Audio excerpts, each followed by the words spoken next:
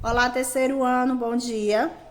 Bom, essa semana eu vou estar gravando as videoaulas em casa, então a gente não vai ter slide. Como a gente não vai ter o slide como suporte para ficar visualizando aquilo que a gente está ouvindo, eu aconselho vocês a pegarem um livro didático para ir acompanhando exatamente aquilo que está sendo falado, está sendo comentado aqui na videoaula. Como a gente já teve videoaulas anteriores referente à Era Vargas e o Estado Novo, eu acho desnecessário a gente revisar esse conteúdo. Mas caso vocês considerem que ainda precisam rever novamente, o lado bom da gente ter videoaulas é que elas estão lá gravadas, esperando para ser assistidas lá no canal da escola. Caso vocês não lembrem exatamente o link, vale lembrar que no Google Sala de Aula, vocês indo lá na disciplina de História, vocês vão encontrar os links nos dias que as atividades foram lançadas e aí vocês podem rever novamente os conteúdos sobre a Era Vargas e outro conteúdo sobre o Estado Novo. O nosso último conteúdo lançado foi referente à Segunda Guerra Mundial. E aí, não houve videoaula, né? Foi no período em que houve as devolutivas, e aí vocês fizeram, baseado no livro didático de vocês, responderam à atividade pesquisado pelo livro, pesquisado por outras fontes, que eu vi lá que tinham respostas que não eram exatamente como estava no livro, então é porque vocês pesquisaram por outras fontes.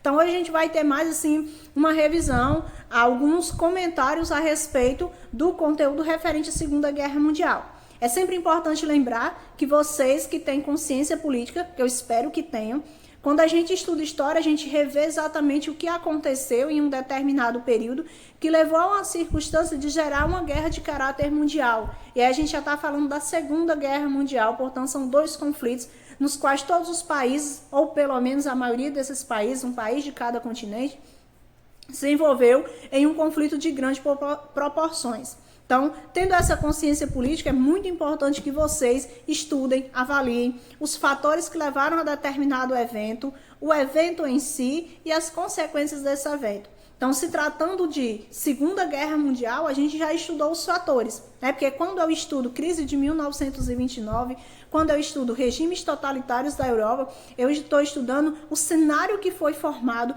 posterior à Primeira Guerra Mundial e que levou a uma Segunda Guerra Mundial. Então, nesse caso, obrigatoriamente, a gente vai estar falando do conflito, né? A geração do conflito, os fatores mais próximos ocorridos na década de 30, o conflito iniciado em 39 e finalizado em 1945. Obviamente que a gente sabe finalizado o conflito, mas com consequências posteriores.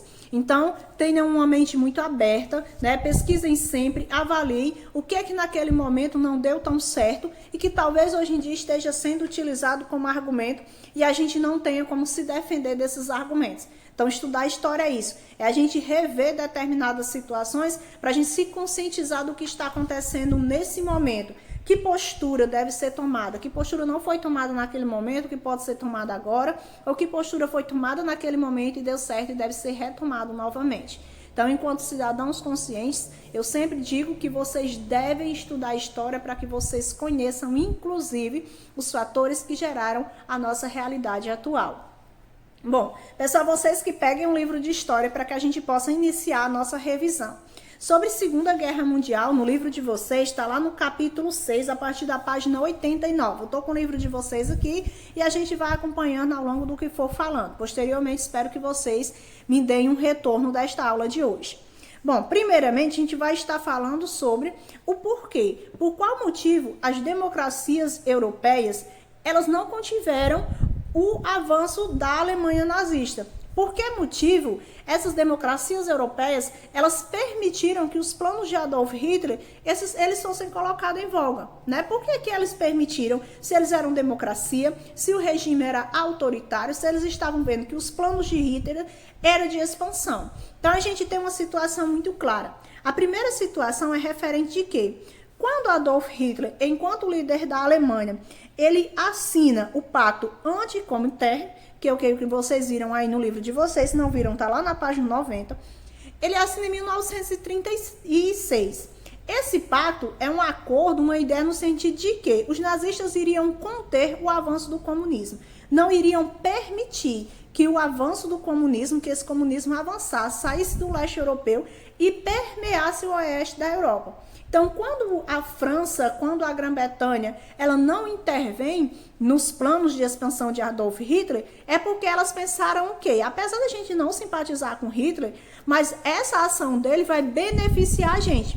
Então, eles pensavam o quê? Eles vão conter o avanço do comunismo, vai invadir a União Soviética e vai acabar com o comunismo.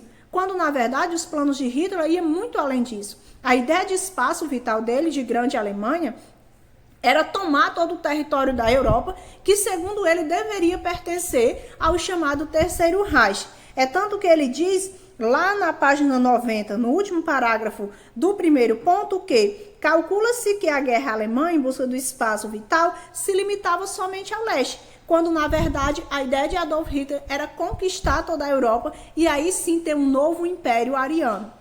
Bom, além disso, a gente vai ter alguns fatores que ajudaram muito ele. Países que, além da Itália, que já era também autoritária, centralizada, que tinha um regime totalitário, que a gente sabe, o fascismo, houveram outros países que também aderiram a regimes totalitários, entre eles a Espanha, quando aderiu ao franquismo.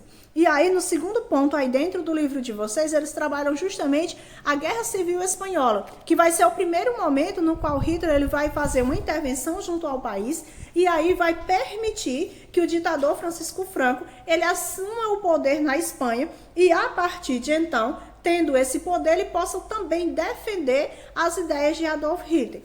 Vale lembrar que a Guerra Civil Espanhola, que vai ocorrer no período de 1936, vai ser quando o Francisco Franco ele começa essa guerra no sentido de que ele vai estar defendendo, naquele momento, inclusive diz aqui no livro de vocês, os interesses das classes proprietárias e da Igreja Católica. Então, naquele momento, a grande instituição da Igreja Católica que apoiou essa questão da tomada do poder pelo Francisco Franco, a ideia era o quê? Proteger as classes mais abastadas, porque vinha aí um movimento de esquerda que iria tomar todo esse poder. Eu sei que o discurso parece muito atual, mas nem é. A gente está falando de 1936, quando se tem um governante que defende a ideia de que as classes proprietárias, os proprietários do meio de produção, como diria o Karl Marx, era prioridade, então tinha que ser defendido a todo custo. E aí, para isso, ele fez acordo com a Alemanha, inclusive a Alemanha mandou força aérea para poder ajudar o Francisco Franco a tomar o poder. E aí a gente vai ter algumas ações, né, a chamada guerra diplomática. Algumas ações, em parte, que não bateram de frente com os interesses das grandes potências europeias. Então, Hitler dava os seus primeiros passos na ideia de tomada do território europeu para poder formar o seu espaço vital, ou a grande Alemanha, assim dita por ele. Lá na página 91 do livro de vocês, ele trata o quê? Hitler remilitarizou a Alemanha na fronteira com a França em 1936. Em 1938, anexou a Áustria, reivindicou a posse dos Sudetos na Tchecoslováquia, e em 1939 as tropas alemãs entraram em Praga e decretaram que Boêmia e Morávia ficavam como parte do protetorado alemão. Se vocês olharem no mapa da página 91, ele trata a esse respeito. Então, o período que vai se ter dentro da década de 30, né, principalmente 36, 37, 39, a gente vai ter os processos de expansão muito clara da Alemanha, no sentido de que eles deveriam, naquele momento, tomar todos os territórios que ele considerasse que fizesse parte do espaço vital para que ele formasse o famoso Terceiro Reich. E aí vai se ter. Os governos britânicos e franceses alertaram que, diante de qualquer novo avanço, né, eles declarariam guerra à Alemanha. A ideia era o quê? A partir de agora, eles começaram a ver que Hitler não estava mais só querendo conter o comunismo e avançar para o leste, mas que a ideia de Hitler, o objetivo especial dele, era conquistar toda a Europa. E aí, tendo conquistado toda a Europa, tendo formado um novo império, todas as nações estariam subjugadas a ele.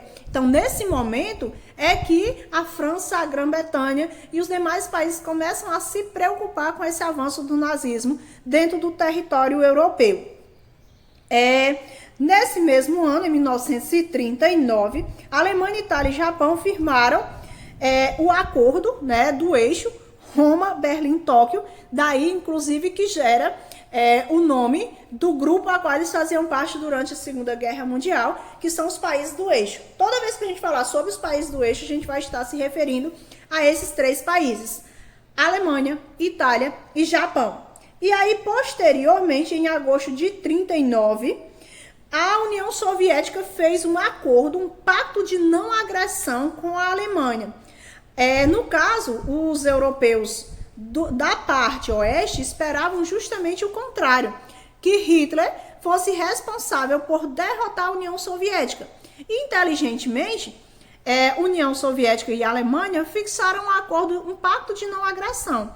Obviamente que o Hitler não ia cumprir esse acordo até o final, creio eu que vocês já devam ter lido a respeito.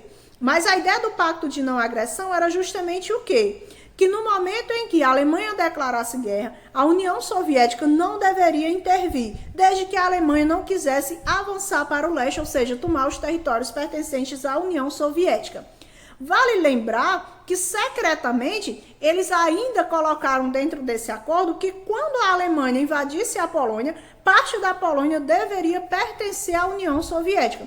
Então, Hitler estava com tudo pronto. Ele já tinha conquistado parte dos territórios europeus, ele tinha um acordo de não agressão com a nação que se tinha a leste, então agora ele poderia avançar pelos outros territórios dentro da Europa. E aí vai se ter, lá na página 92, ele fala justamente a esse respeito, o domínio do nazismo pela Europa. Em 3 de dezembro de 1939, a Grã-Bretanha declarou guerra à Alemanha. Vale lembrar que, apesar dela ter declarado guerra à Alemanha, não teve muito efeito, não surtiu efeito direto.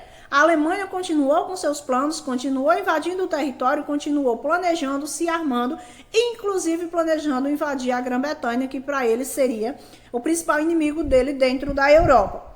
E aí, a partir de março de 1940, passaram a apoiar a Finlândia contra o avanço soviético. E aí, a gente vai ter basicamente uma ideia de que eles pretendiam conter não só o avanço nazista, mas também o avanço soviético. É bom lembrar que nesse momento aqui a gente ainda não tem um acordo, né, uma aliança firmada entre os países que eram contrários aos regimes totalitários, que eram contrários ao nazismo. Ainda não há um acordo firmado, por exemplo, entre a União Soviética e os países do oeste europeu. E aí a gente vai ter, nesse mesmo ano, em 1940, a Alemanha ocupou a Dinamarca e a Noruega e espalhou minas para sabotar a Marinha Britânica. A ideia era o quê? Ocupar os territórios que fossem porta de entrada para essas grandes nações europeias. Quando eles ocupassem esse território, ficaria mais fácil deles diretamente atacar essas nações. Obviamente que o objetivo era derrotar a Grã-Bretanha, que derrotando a Grã-Bretanha daria para ele conquistar todo o território europeu. Em 10 de maio de 1940, o exército alemão, com o apoio das Forças Armadas alemãs, Luftwaffe, que eu quero que vocês leram aí, Luftwaffe, nome chique, né? Pois é. Diz respeito somente às Forças Aéreas Alemãs.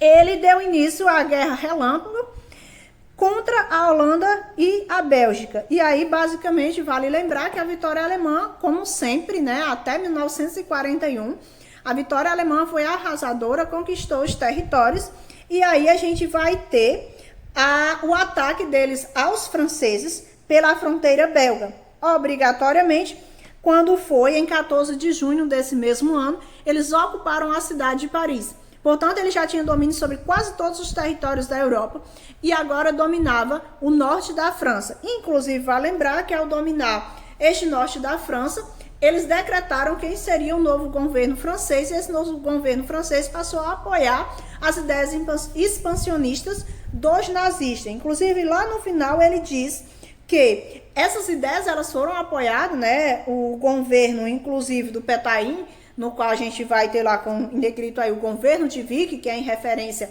à cidade em que foi instalada a sede do governo. E aí a gente vai ter um apoio muito grande da população a esse governo, mesmo porque grande parte da população francesa era anticomunista e antissemita. Então, a ideia de apoiar os nazistas era também uma ideia de ser contra os seus inimigos, que eles consideravam inimigos em potencial. E aí, Conquistando a França naquele período, Hitler foi tido não só pelos alemães, mas como grande parte dos países que apoiavam a Alemanha como o grande herói daquele período. E aí a gente vai ter, ó, o passo seguinte era concentrar a guerra contra a Grã-Bretanha. A Grã-Bretanha era o grande inimigo europeu que ainda não tinha sido alcançado. Vale lembrar, por ser insular, era mais difícil de chegar até a Grã-Bretanha. Tinha que se ter um planejamento, um armamento e um grupo de forças armadas muito maior. No início de 1941, a Alemanha conquistou a Iugoslávia, a Grécia e a ilha de Creta. E aí, não tardou para que alguns países europeus declarassem apoio à Alemanha e aos países do eixo. Foi o caso da Bulgária, da Romênia, da Hungria. Portugal e Espanha, eles não declararam apoio, mesmo porque eles não queriam participar da guerra diretamente, mas vale lembrar que eles viviam sob um regime autoritário também, né? A ideia do franquismo e do salazarismo existente nesses dois países. Mesmo não apoiando, eles eram simpatizantes da Alemanha, inclusive. E aí, a ideia dos nazistas era justamente invadir a Grã-Bretanha pelo sul em ataques rápidos, como eles já estavam acostumados com a Força Aérea Alemã. Só que, ao contrário do que Hitler pensava, não seria tão fácil derrotar a Força Aérea Britânica, assim como foi com os outros países. Então, houve uma longa batalha durante o período de 1940, mas os britânicos não se renderam, apesar de ter tido perdas gigantescas. Como represália dos ataques alemães à Grã-Bretanha, o que é que eles fizeram? Decidiram também atacar os alemães e aí bombardearam a cidade de Berlim. Então, a gente vai ter, em fevereiro de 1942, vendo que a Grã-Bretanha não ia se render e ainda estava conseguindo derrotar em algumas frentes os alemães, eles decidiram recuar e não mais invadir a Grã-Bretanha e não mais ocupar a cidade de Londres, que era o centro político da Grã-Bretanha. Nesse momento, a gente vai ter, além da vertente na Europa, a gente vai ter um desafio dado pelos japoneses. Creio eu que vocês devam lembrar que além dos dois países europeus, Itália e Alemanha, havia a grande potência econômica asiática, o Japão naquele momento, que desejava competir no mercado por conta que ele não fez parte da corrida imperialista. Lembram da corrida imperialista, né? A divisão da África e da Ásia em colônias para os países desenvolvidos, hoje em dia a gente chama, né? Naquela época para as grandes potências industriais. E aí, nesse sentido, o objetivo principal do Japão era dominar toda a Ásia, e aí, dominando toda a Ásia, ele teria todo o mercado consumidor e também a produção e a exploração daqueles territórios. Obviamente que vocês sabem que o principal concorrente eram os Estados Unidos. Então, a ideia básica dos Estados Unidos era impedir, basicamente, que o Japão tomasse de conta de todo o território asiático. É tanto que eles impuseram algumas sanções aos japoneses em 41, a partir do momento que o Japão invadiu a Indochina. O Japão, por sua vez, entendeu que a única forma deles dominarem o mercado internacional e dominarem toda a Ásia seria derrotando os Estados Unidos. Então, sem prévio aviso, em dezembro de 1941, os japoneses decidiram atacar a base de Pearl Harbor, no Havaí, que era pertencente aos Estados Unidos. Vocês encontram lá na página 95 a esse respeito. E aí, atacando a base de Pearl Harbor, na verdade, nesse momento, o Japão dava um motivo para que os Estados Unidos entrassem na guerra. Vale lembrar que até 1941, os Estados Unidos efetivamente não participou da guerra, certo? Assim, efetivamente porque não houve guerra em território estadunidense, nem ele mandou soldados. Mas ele colaborou principalmente com a Grã-Bretanha no sentido de mandar armamentos, munições, roupas, subsídios para que a Grã-Bretanha pudesse se sair bem dentro deste conflito. Mas, sendo atacado em 1941 pelos japoneses, então eles decidiram declarar guerra também. E aí a gente vai ter, o Roosevelt declarou guerra ao Japão, presidente norte-americano, e no dia seguinte declarou guerra também aos países que estavam formados, o grupo denominado de eixo. Então, em 41, após o ataque de Pearl Harbor, os Estados Unidos declarou guerra ao Japão, à Alemanha e à Itália. Ou seja, efetivamente, os Estados Unidos entravam na guerra. Vale lembrar que mesmo entrando na guerra, de início, ele não já chegou vencendo todas as batalhas como mostram os filmes norte-americanos. Né? Quem já assistiu até O Último Homem, inclusive chega até a gostar dos Estados Unidos quando a gente vê aquele filme, mas não é bem o caso, vale lembrar. Mas não vamos discutir aqui o receio que eu tenho dos Estados Unidos. E aí o que é que acontece? A partir de então, apesar do esforço norte-americano de aumentar a produção da indústria bélica, vai se ter muitas perdas, principalmente no Pacífico, né, onde o Japão consegue conquistar grande parte dos territórios. E em 42 foi a primeira grande vitória dos estadunidenses contra os japoneses. Mas vale lembrar que andava longe de ser o fim da guerra, porque ainda teria mais para frente 3 anos de guerra contra os países do eixo. Bom, como a Alemanha estava se sentindo muito bem, estava com o ego bem massageado, Adolf Hitler estava se sentindo o próprio Alexandre o Grande, né, pela sua expansão territorial, pelas suas conquistas que vai se ter. Então Hitler pensou que já conquistei quase todos os países aqui, territórios da Europa, da parte ocidental, agora é a vez de invadir o leste. Não preciso cumprir o acordo de não agressão que assinei com a União Soviética. Então lá a gente vai ter o chamado Operação Barbarossa, lá na página 96. A Operação Barbarossa era a ideia de invadir a União Soviética. Então Hitler, junto aos seus aliados, organizaram um plano no sentido de que a ideia agora era conquistar tanto o oeste quanto o leste. Então, invade-se a União Soviética, que era só o que faltava para eles conquistarem a Europa como um todo. A Grã-Bretanha já não fazia muita diferença, porque se ela ficasse isolada lá na sua parte insular, Hitler teria domínio total. E aí, em 41, os alemães invadiram a União Soviética, levando consigo 3,5 milhões de soldados. A ideia era invadir, tomar todos os bens de produção, arrasar o território, matar o que tivesse de comunista tudo, né? Ou seja, matar basicamente todos os soviéticos que eles encontrassem pela frente, independente de serem militares ou civis. Vale lembrar que, inicialmente, o exército alemão tiveram algumas conquistas. Verdade seja dita, se não fosse o inverno russo, assim como ocorreu na época de Napoleão Bonaparte, talvez a União Soviética não tivesse derrotado os alemães. Mas, como talvez é uma possibilidade que não existe, então, nesse período, quando eles avançaram pelo território, né, aí tiveram algumas derrotas, encontraram o Exército Vermelho, que eu creio que vocês lembrem que era o Exército Comunista de Defesa da União Soviética, porém, o que derrotou efetivamente eles foi o inverno, né? Chegado o inverno russo, deteve de vez a entrada dos alemães, como ocorreram no mesmo período em que Napoleão Bonaparte tentou tomar a União Soviética, tentou tomar a Rússia, perdoe que naquela época não era União Soviética, tentou tomar a Rússia e não conseguiu. Então, os alemães tiveram as suas perdas e tiveram que recuar, né? E aí, posteriormente, em agosto de 42, houve a Operação Azul, tá lá na página 96 do livro de vocês. A Operação Azul estava às portas de Stalingrado, às margens do rio Volga. Foi a batalha mais sangrenta da Segunda Guerra Mundial, arrastando-se por meses com avanços e recuos de ambos os lados. Em novembro de 42, a contraofensiva do Exército Vermelho cercou os alemães, forçou a rendição. Os soldados já estavam todos fracos, estavam todos famintos, já não aguentavam mais a situação climática diferente que ocorreu na União Soviética e acabaram se rendendo, em sua maioria foram mortos. E aí vai ser a primeira grande vitória da União Soviética e a primeira grande perda do exército nazista na Segunda Guerra Mundial.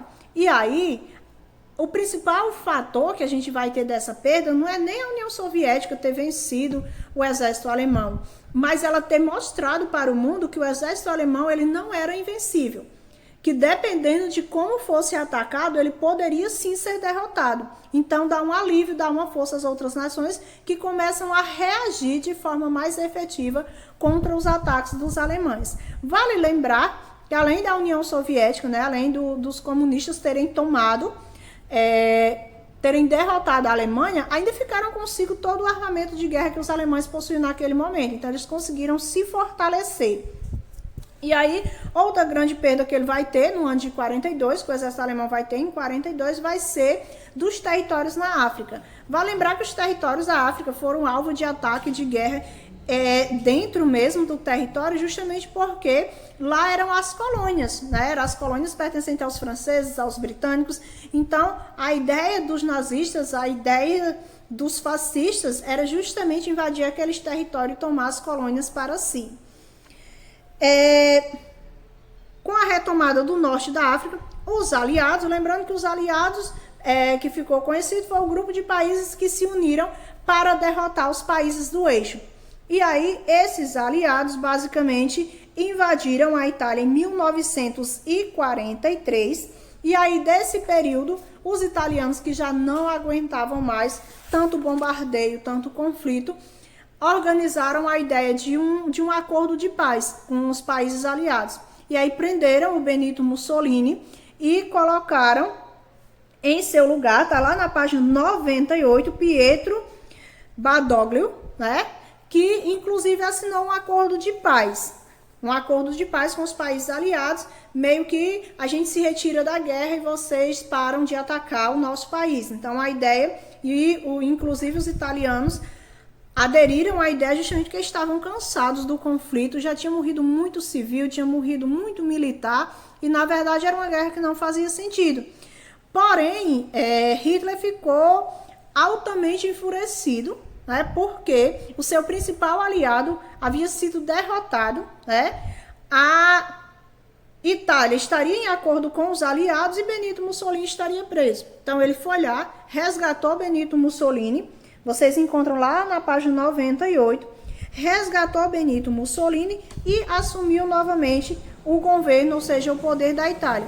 Porém, ele já não tinha mais tanto poder na Itália assim, acabou se tornando um fantoche, um pau-mandado de Adolf Hitler, né? Bom, posteriormente, vendo que o exército alemão não era invencível, que ele podia sim ser vencido, então os aliados se organizaram no sentido de elaborar um plano que fizesse com que os ataques efetivamente derrubassem a Alemanha.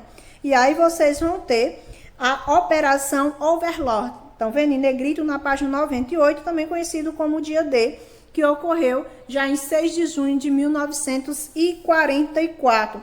E aí, a partir desse momento, a gente vai ter a grande derrocada da Alemanha, que ele começa a perder, né, tanto os territórios conquistados durante o período da guerra, como também a invasão ao próprio território da Alemanha. Vale lembrar que em meio a tudo isso, a gente vai ter um dos episódios mais tristes da história da humanidade, que é a questão do Holocausto.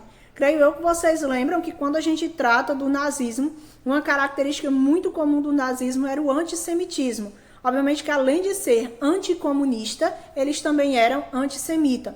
E aí a ideia era justamente perseguir judeus no sentido de considerar eles o principal inimigo interno da nação alemã.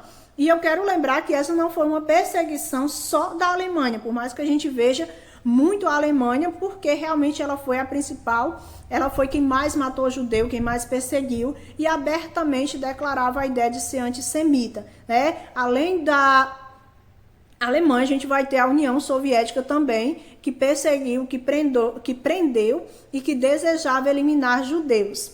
E aí, nesse sentido, ao longo do que a Alemanha ia perdendo a guerra, a situação tornava-se ainda mais trágica. A matança de judeus começou na Polônia em 1939, sendo sistemática na União Soviética após a invasão em 1941. Então, os nazistas em si não perseguiram judeus somente em seu território, perseguiram em todas as partes. Na União Soviética, nos territórios onde eles conquistavam, para eles judeu era inimigo e deveria ser exterminado. Inclusive, esses judeus eram responsáveis por não manter a raça pura, branca, ariana, que eles tanto primavam enquanto regime nazista. Ao longo do que a guerra ia correndo e a Alemanha ia tendo perdas, então basicamente a ideia era acelerar o plano de eliminar esses judeus. Então, os guetos foram eliminados, que eram aqueles locais onde os judeus eram depositados, né, era para posteriormente para os campos de concentração. Então, pegaram todos eles, levaram para os campos de concentração. A ideia era muito simples. Separava, depois daquela longa viagem, né, daquele período de sofrimento, quais os que ainda serviam para poder trabalhar na produção de armamento, quais os que ainda serviam para produzir, e os que não servissem eram mandados direto para as câmaras de gás, eram assassinados, posteriormente seus corpos eram cremados, para que não houvesse mais judeus. É o que a gente chama de holocausto, que é o assassinato, o genocídio de judeus em larga escala. Lá no livro de vocês, na página 100, inclusive, ele trata a respeito, cerca de 6 milhões de judeus foram exterminados nos campos alemães. Esse extermínio de judeus, essa grande quantidade de judeus exterminados, que é conhecido como Holocausto. Toda vez que a gente pesquisa, a gente encontra a esse respeito. Vale lembrar que nem sempre a propaganda que foi feita referente à ideia de perseguição aos judeus, ela era uma propaganda no sentido de que eles estavam tentando exterminar, né? É tanto que lá, nos próprios campos de concentração, tinha uma grande placa no início dizendo o trabalho liberta. Então, a ideia era que a gente está levando essas pessoas para trabalhar para o governo alemão, quando na verdade era para explorar o seu trabalho escravo, e quando eles não servissem mais para o trabalho, deveriam ser exterminados. Além dos judeus, outros grupos eram perseguidos, como eu creio também que vocês já devem ter visto quando estudaram os regimes totalitários, entre eles comunistas, ciganos, homossexuais, qualquer pessoa que representasse a falta de pureza que eles tanto primavam da raça branca ariana, eles deveriam ser perseguidos e deveriam ser exterminados. Além dos 6 milhões de judeus, foram assassinados também 800 mil ciganos, fora incontáveis prisioneiros de guerra soviéticos comunistas, presos políticos do país, como foi o caso de Olga Benário, por exemplo, homossexuais e testemunhas de Jeová. Então, qualquer pessoa que representasse aquilo que eles não pregavam, como a ideia da raça pura, deveria ser exterminado. Por isso que a gente fala que esse é um dos episódios mais tristes da história da humanidade, porque as pessoas foram perseguidas por não representar uma minoria quantitativa, mas uma maioria social. Então, no momento em que começa a se perseguir alguém por ser diferente, a gente está tratando desse momento no qual pessoas morreram, foram exterminadas exclusivamente por serem judeus, por serem ciganos, por serem homossexuais, por serem comunistas. Então, é uma questão da intolerância que gera o genocídio. Bom, mas já estamos chegando ao fim da guerra, graças a Deus, né? Em 1945, no começo, a guerra já estava definida para o lado dos aliados, porque afinal houveram inúmeras vitórias sobre os alemães. A Itália já havia se rendido, a União Soviética já estava aliada aos demais, então a partir de agora o que vai se ter é a vitória dos aliados. Mussolini foi capturado e fuzilado em 27 de abril de 1945. Hitler, sabendo disso, já previu que obrigatoriamente o seu fim também estaria perto. E aí, quando teve a notícia de que o Exército Vermelho, o Exército Soviético, estava marchando sobre Berlim, né, que iria tomar a capital, portanto, ele também teria o mesmo fim que o Benito Mussolini, né? Ele e sua amante foram fuzilados e seus corpos foram pendurados de cabeça para baixo em praça pública para que a multidão pudesse ver o que acontecia com os inimigos. É muito comum esse tipo de coisa, né? E o Adolf Hitler, para que não tivesse esse mesmo fim, ordenou, né, que ele iria cometer suicídios, segundo consta a história. Ele e a Eva Braun, que era a esposa dele, tinha casado uns dias antes. Então, ele cometeu suicídio e ordenou, a sua última grande ordem era que o seu corpo fosse cremado para que ele não servisse de troféu para as nações aliadas. Então, segundo consta, ele suicidou-se dia 30 de abril de 1945 e seu corpo e da sua esposa foi cremado, portanto, nunca puderam ser expostos. E aí, em 7 de maio de 1945, a Alemanha assinou a sua rendição incondicional, ou seja, não estaria mais em condição de guerra. Nesse contexto, o Japão era o único dos países do eixo que ainda resistiam, né? Ao contrário do que se prega as narrativas estadunidenses, na verdade o Japão não resistiu tanto, né? Não passou tanto tempo tentando derrotar os Estados Unidos.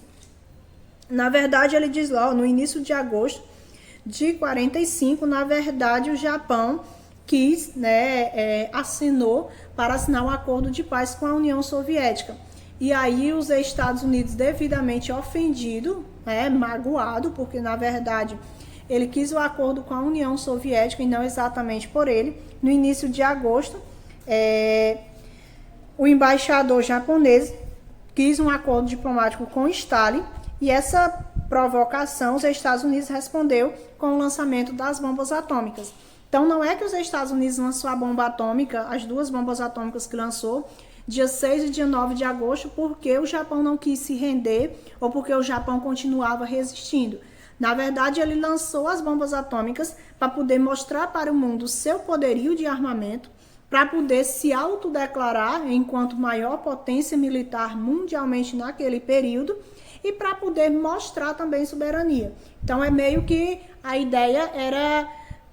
o Japão magoou o ego dos Estados Unidos e, por esse motivo, os Estados Unidos lançou duas bombas nucleares quando, na verdade, o Japão já havia se rendido. Dia 6 de agosto de 45, ele lançou uma na cidade de Hiroshima, que vocês encontram lá na página 102, e no dia 9 de agosto ele lançou outra na cidade de Nagasaki. De acordo com os estudiosos, cada um desses lançamentos matou cerca de 80 mil pessoas no momento exato, né? Fora a radiação que permaneceu por longos anos e todos os danos que ele gerou ao meio ambiente e às pessoas em um momento exatamente desnecessário deve ter feito aquilo. Mas a verdade é que, após esse momento, podemos dizer que houve fim o conflito denominado de Segunda Guerra Mundial, em 1945. O resultado da guerra foram 60 milhões de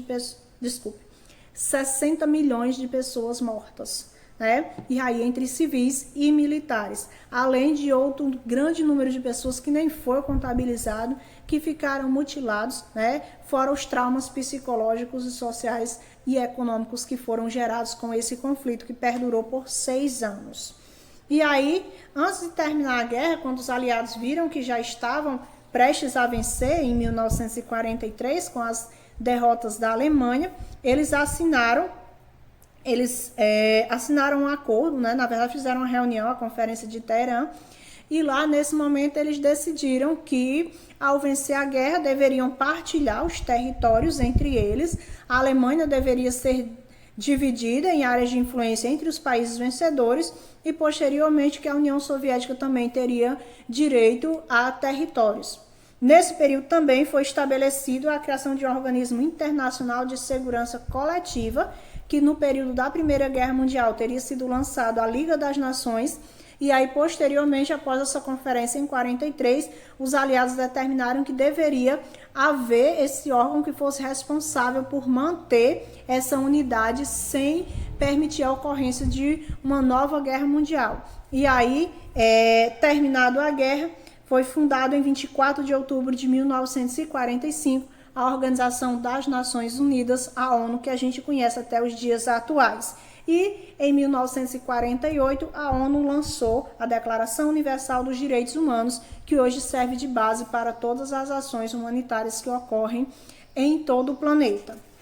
Bom, terminado a guerra, em 1945, o conflito, vieram posteriormente quais seriam as ações posterior à guerra, Na Conferência de Yalta e de Potsdam, lançadas em agosto, foi decidido que a Alemanha seria dividida em área de influência entre os países aliados, entre eles a União Soviética. E aí a gente vai ter a divisão que é dada entre as potências capitalistas e socialistas, que posteriormente geraria a famosa Guerra Fria, que a gente estuda nos próximos bimestres, que a gente estuda nas próximas aulas.